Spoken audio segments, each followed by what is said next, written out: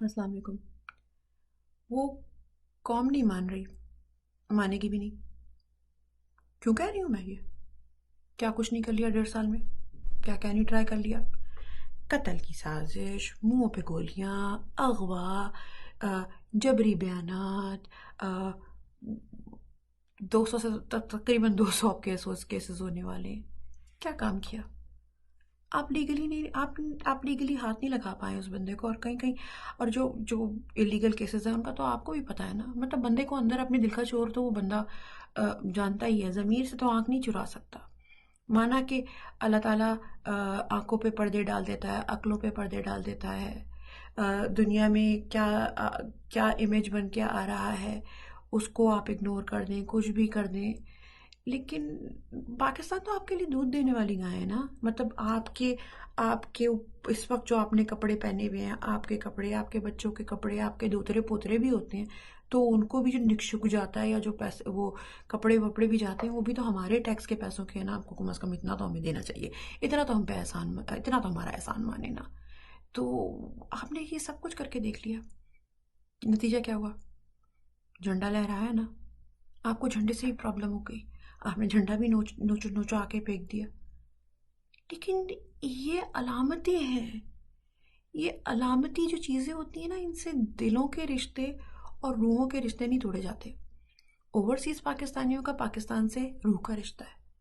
ہاں، اس رشتے پہ گرد آ گئی تھی یہ دیکھتے ہوئے کہ چلو شاید پاکستان کا کچھ ہونا نہیں، کوئی کچھ کرتا ہی نہیں۔ اب جب ایک مرد مومن دیکھا ہے تو ہمارے جیسے بنجر زمین پہ بارش اس کو زندگی نہیں بخشتی، ہمارے اندر وہ زندگی آئی ہے۔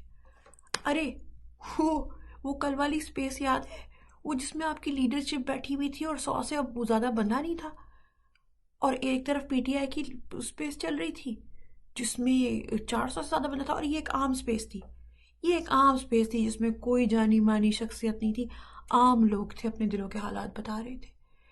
سر، تو الیکشن سے ڈرنا تو آپ کا بنتا ہے نا۔ آپ تو ایک سوشل میڈیا کی سپیس جو ہے اس کو میچ نہیں کر پا رہے ہیں، تو پھر مطلب بندہ یہی کرتا ہے تھوڑا سا۔ آپ نے جتنی صرف اپنے بغض عمران میں جتنی سہولیات دی تھی اس نے بیچاری غریب عوام کو، منہ کے نوالے چھین کے آپ کی بیٹی جو ہے وہ ٹک ٹک کرتی، آپ کا جو بیٹی کا جو ہاتھ میں سٹیل کا لوٹا پکڑا ہوا ہوتا ہے نا، وہ بھی ہمارے ٹیکس کے پیسوں کا ہے۔ وہ کرواتی ہیں نا نکی جی سرجری، وہ بھی ہمارے پیسوں سے ہوتی ہے، دنیا کو منہ دکھانے لائق ہی ہمارے پیسوں سے ہوتی ہے۔ تو سر ایسے نہیں کرتے نا، مطلب ہم تو آپ کا دودھ دینے والی گائے کو ایسے نہیں مارتے۔ مان لیں اپنی ہار، کیونکہ ہم نے تو ہار نہیں ماننی۔ ہمارا مطالبہ الیکشن ہے، ہم نے 13 جولائی سے پہلے ووٹر رجسٹریشن کرانی ہے، اور آپ کو ان سب فسطائیت اور آپ نے جتنے بھی کارنامے دکھائے ہیں اس کا جواب یہ قوم آپ کو الیکشن میں دے گی، اور اوپر سے اپنا رائٹر بدل لیں۔ شکریہ۔ اگلی منزل حقیقی آزادی۔